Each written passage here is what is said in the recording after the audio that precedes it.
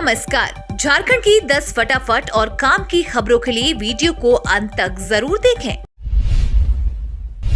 अब आपके द्वार पहुंचेंगी स्वास्थ्य सुविधा। हेमंत सरकार खरीद रही बाइक एम्बुलेंस। झारखंड में अब स्वास्थ्य सुविधाएं भी आपके द्वार पहुंचेंगी। प्रदेश के गांव-गांव तक स्वास्थ्य सुविधाएं पहुंचाने के लिए जल्दी ही बाइक एम्बुलेंस सेवा शुरू की जाएगी। बाइक एम्बुलेंस उन दुर्गम इलाकों तक भी त्वरित गति से पहुंचेंगी जहां बड़ा वाहन नहीं पहुंच पाता। गौरतलब है कि जल्दी ही झारखंड सरकार बाइक एम्बुलेंस की खरीद प्रक्रिया शुरू करने वाली है। Jharkhand medical and health infrastructure development and procurement corporation ने इसके लिए बाकायदा टेंडर भी जारी कर दिया है। संस्था ने एम्बुलेंस सुविधा मुहैया कराने को इच्छुक एजेंसियों से आवेदन मांगा है। एजेंसियों को टेंडर के लिए 13 से 20 अप्रैल के बीच आवेदन करना होगा। झारखंड में पांव पसार रहा कोरोना। 13 दिन में 5 गुना बढ़े मरीज। झारखंड में 13 दिनों के अंदर कोरोना के मरीजों की संख्या 5 गुना बढ़ गई है। केंद्रीय स्वास्थ्य मंत्रालय के आंकड़ों के अनुसार 18 मार्च को झारखंड में कोरोना के मरीजों की संख्या 5 थी। अभी यह आंकड़ा बढ़कर 25 तक पहुंच गया है। वहीं देश में संक्रमितों की संख्या में बड़ा इजाफा हुआ है। सक्रिय मरीजों की संख्या 15,208 पर पहुंच गई है।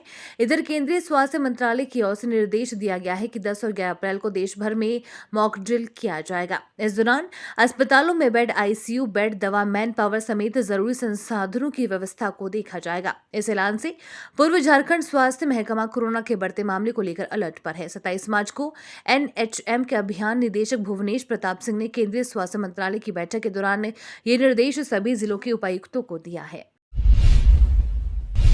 अंकित की पढ़ाई में गरीबी नहीं बनेगी बाधा। सीएम हेमंत ने हर संभव मदद का दिया आदेश। बोकारो के गोमिया स्थित बड़की पुनः निवासी अंकित कुमार की पढ़ाई में अब गरीबी बाधा नहीं बनेगी। सीएम हेमंत सोरेन के आदेश के बाद उसे पढ़ाई में मदद पहुंचाने की प्रक्रिया शुरू कर दी गई है।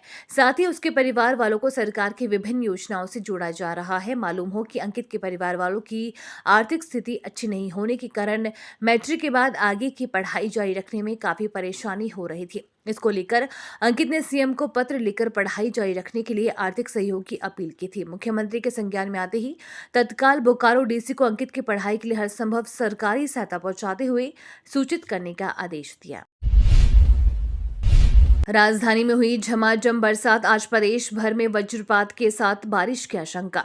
झारखंड की राजधानी रांची समेत पूरे झारखंड में मौसम का मिजाज बदला हुआ है। जहां दिन की शुरुआत झमाझम बारिश के साथ हुई तो वहीं वज्रपात व ओलावृष्टि भी देखी गई। मौसम विभाग ने इसको लेकर येलो अलर्ट भी जारी किया है। वे लोगों को घरों से निकलने के पहले मौसम की जानकारी लेने की बात भी कही है। रांची मौसम केंद्र के मौसम वैज्ञानिक अभिषेक आनंद ने कहा कि झारखंड के 5 प्रखंडों में अच्छी खासी बारिश वज्रपात के साथ ओलावृष्टि भी देखने को मिली है। व रात में यह सिलसिला जारी रहेगा।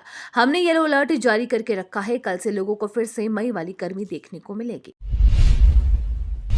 देवघर एम्स में बुनियादी सुविधाओं की कमी पर हाई कोर्ट ने झारखंड सरकार से मांगा जवाब। झारखंड हाई कोर्ट ने देवघर स्थित एम्स के लिए बुनियादी संरचनाओं सुविधाओं की कमी पर राज्य सरकार से जवाब मांगा है। भाजपा सांसद निशिकांत दुबे की ओर से दाखिल एक जनहित याचिका पर शुक्रवार को सुनवाई करते हुए चीफ जस्टिस संजय कुमार मिश्र की अध्यक्षता वाली खंडपीठ ने राज्य सरकार से स्टेटस रिपोर्ट दाखिल करने को कहा है। कोर्ट ने मामले में देवघर एम्स के निदेशक को भी प्रतिवादी बनाया है। उनसे पूछा है कि एम्स के बेहतर संचालन के लिए उन्हें किन किन बुनियादी सुविधाओं की जरूरत पड़ेगी। झारखंड में शराब की रिकॉर्ड कमाई, फिर भी लक्ष्य से 236 करोड़ पीछे। राज्य में वित्तीय वर्ष 2022-23 में शराब की बिक्री से रिकॉर्ड कमाई हुई है। इसके बावजूद ये निर्धारित राजस्व लक्ष्य से लगभग 236 करोड़ रुपए पीछे है। उत्पाद एवं मद्य निषेध विभाग से प्राप्त जानकारी के अनुसार 28 मार्च तक राज्य को शराब की बिक्री से 2054 करोड़ रुपए का राजस्व प्राप्त हुआ है। 30 मार्च को शराब की दुकानें बंद थी। प्रतिदिन शराब की बिक्री से प्राप्त औसतन राजस्व के आधार पर 31 मार्च तक कमाई का आंकड़ा 2074 करोड़ रुपए तक पहुंच सकता है। इसके बाद भी ये निर्धारित राजस्व का लक्ष्य पूरा नहीं कर पाएगा। इसलिए राजस्व का लक्ष्य घटाकर 2310 करोड़ रुपए कर दिया गया है। मार्च 2023 में शराब की बिक्री से मिलने वाला राजस्व का आकलन किया गया। समय से निपटा ले बैंक के काम। झारखंड में अप्रैल के महीने में 11 दिन बंद रहेंगे बैंक। झारखंड में अप्रैल के महीने में बैंक पूरे 11 दिन बंद रहेंगे। इसमें रविवार शनिवार की छुट्टी के साथ साथ सार्वजनिक छुट्टी भी शामिल है।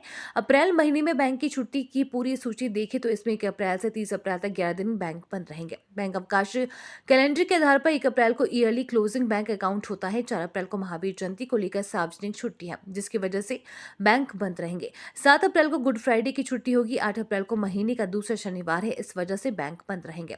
8 के बाद सीधे 14 अप्रैल को भीमराव अंबेडकर की जयंती के दिन बैंक बंद रहेंगे। 22 अप्रैल को महीने का चौथा शनिवार है, इसलिए बैंक में अवकाश रहेगा।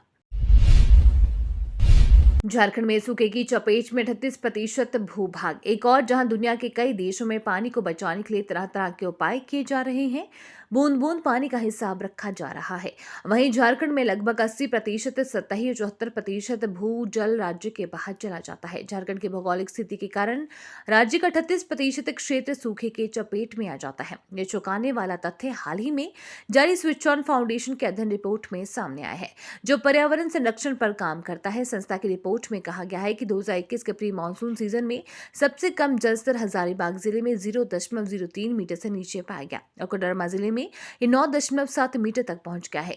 2022 में मानसून औसत से कम दर्ज किया गया था। राज्य के लगभग 90% जलाशय केवल 40% ही भरे थे। राज्य के भूजल स्तर में 2022 के प्री मानसून सीजन में 2 मीटर की गिरावट आई थी। 100 करोड़ मिड डे मील घोटालों में संजय तिवारी को ईडी कोर्ट से वारंट जारी। ईडी ने मिड डे मील घोटाले के आरोपी संजय तिवारी के खिलाफ वारंट जारी करने के लिए कोर्ट में आवेदन दिया था, जिसे कोर्ट ने स्वीकार कर लिया। अब संजय तिवारी के खिलाफ वारंट जारी हो गया है। जानकारी के मुताबिक संजय तिवारी को पिछले सप्ताह ही कोर्ट के समक्ष सरेंडर करना था, लेकिन उसने अब तक सरेंडर नहीं किया है, जिसके बाद ईडी ने संजय तिवारी के खिलाफ वारंट जारी करने की मांग की। कोर्ट ने ईडी का पक्ष सुनने के बाद संजय तिवारी के खिलाफ वारंट जारी कर दिया है। बता दें कि सुप्रीम कोर्ट ने संजय तिवारी को सुप्रीम कोर्ट ने प्रोविजनल बेल दी थी, जिसकी अवधि खत्म हो गई है। आज से 83 मई से खुलेगी गोड्डा दुमका पैसेंजर व Hansdiha Bhagalpur train. Godda railway station से तय समय पर दुमका पैसेंजर ट्रेन को आज से यानी शनिवार से खोला जाएगा। इस ट्रेन को कुछ दिनों के लिए कैंसिल कर दिया गया था।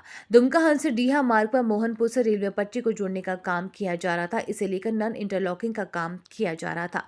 इसी वजह से गोड्डा दुमका पैसेंजर सहित हंसडीहा भागलपुर व भागलपुर हंसडीहा तक 3 ट्रेनों का परिचालन 31 मार्च तक रद्द कर दिया गया था। इसके साथ ही गोड्डा रेलवे स्टेशन से 12:40 और 12:45 में खुलने वाली सभी ट्रेनों के निर्धारित समय के बजाय दूसरे समय में खोले जाने का निर्देश दिया गया था, जिसे अब निर्धारित पूर्व समय के अनुसार कर दिया गया है। ये तो थी आज की बड़ी खबरें। अपने गांव या शहर की न्यूज देखने के लिए हमें कमेंट्स में जरूर बताएं कि आप न्यूज को कहां से देख रहे हैं।